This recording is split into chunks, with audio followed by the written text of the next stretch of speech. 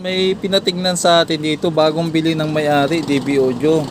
Ang nakalagay doon ay 1000 watts daw yung pinaka-box na yun. May kasama siyang isang tweeter at saka ito. Kinalas namin yung speaker kasi may problema siya mga boss. Wala pa tong isang taon, sumasabit na agad. Volume natin. Pakinggan.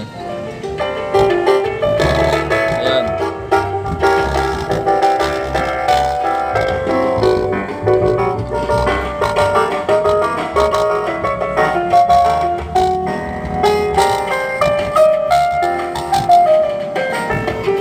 Hindi gaanong halata pero kung mapapansin nyo, parang may sumasabit pero pag tanggalin natin tong clip.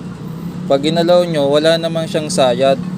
So pag ganito ang trouble mga boss, kadalasan yan, nakakalas yung pinakakuha tayo ng sample.